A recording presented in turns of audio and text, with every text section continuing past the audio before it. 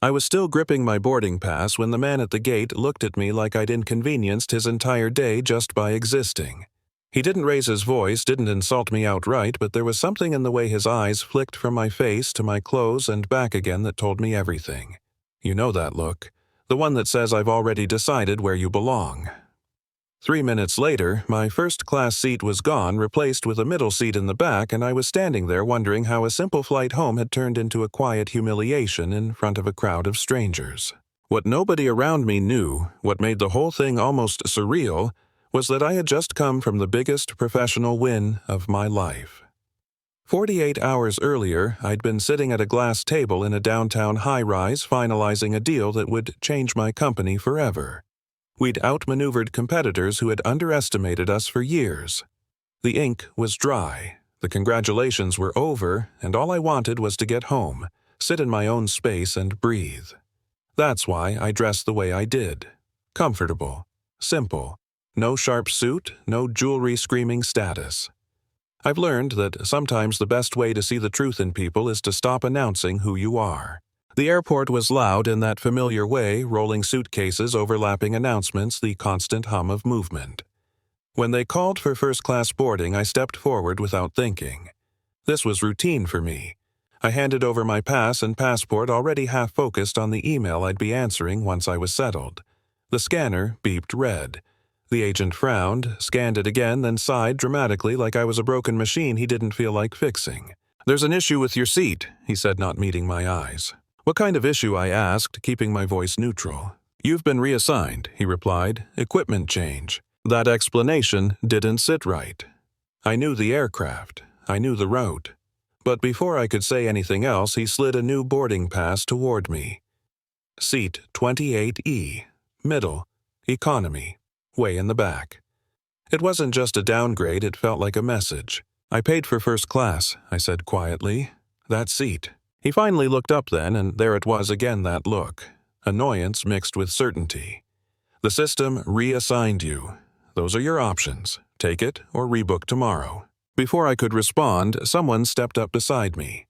A young guy in a flashy hoodie laughing with the agent like they were old friends. His pass scanned green. The agent smiled.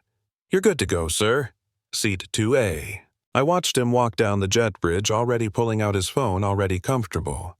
When I turned back, the agent's smile was gone. "You just gave him my seat," I said. He shrugged. "He was ticketed. You weren't?" That was the moment it stopped being about the seat.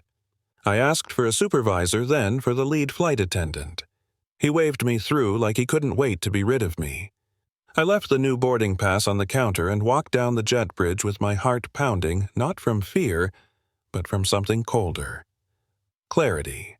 Inside the cabin, the lead attendant was laughing with the same guy now stretched out in my seat, champagne in hand.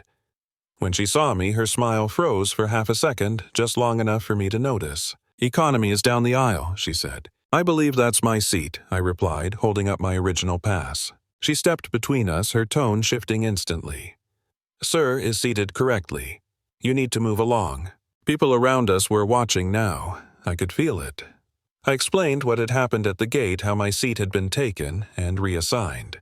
Her expression hardened. "People try this all the time," she said. "You can't just walk into first class and claim a seat. People like you." She didn't say it outright, but it was there. When I asked her what she meant by that, her face flushed and her voice sharpened. She told me I was delaying the flight. That if I didn't go to my assigned seat, security would be called. The gate agent arrived moments later, already angry, already puffed up with authority. He repeated the threat. At that point, I knew exactly how this could end if I pushed harder. I'd seen the videos. I'd seen how fast context disappears once someone decides you're the problem. So I did the last thing they expected. I stopped arguing. "I'll get off the plane," I said calmly. The relief on their faces was instant, almost smug. As I stepped back onto the jet bridge, I turned and asked for their names. They gave them proudly, even joked that my complaint would go nowhere. I memorized them anyway. I sat back down at the gate, the plane still boarding behind the glass. I didn't call customer service. I didn't open the airline app. I opened my contacts and tapped a name I didn't use often, the CEO of the airline. We'd been in negotiations for months over a massive corporate travel contract. One call.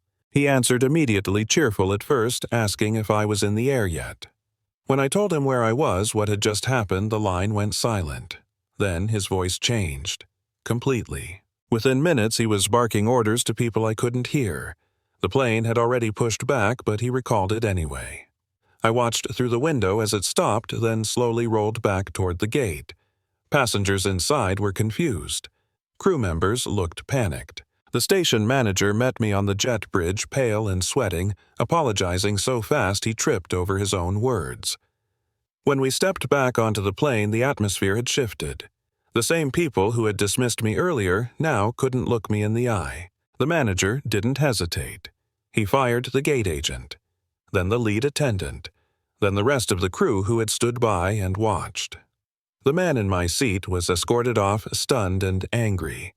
The manager turned to me and offered me my seat back, promised a new crew, promised anything I wanted. I looked at the empty seat for a long moment, then shook my head.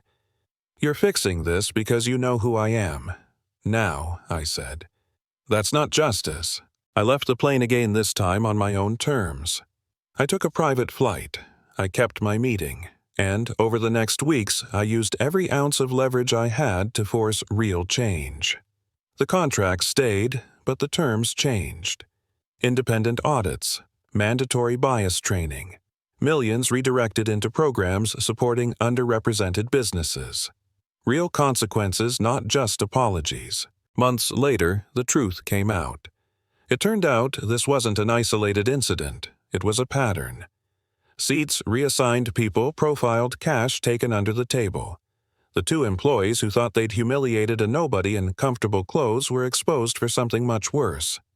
Criminal charges followed. Prison sentences came after that. I didn't celebrate. I didn't feel triumphant. Mostly, I felt tired. Because the real tragedy wasn't what happened to me. It was how many times it had happened before to people without the power to fight back. All they saw that day was someone who didn't look important enough to respect. What they didn't see was everything standing behind her. So here's my question to you. Was that justice, or was it too far? Have you ever watched someone be underestimated, or been underestimated yourself? And when that moment came, what did you do? Let me know in the comments, because these stories don't change anything if we don't talk about them.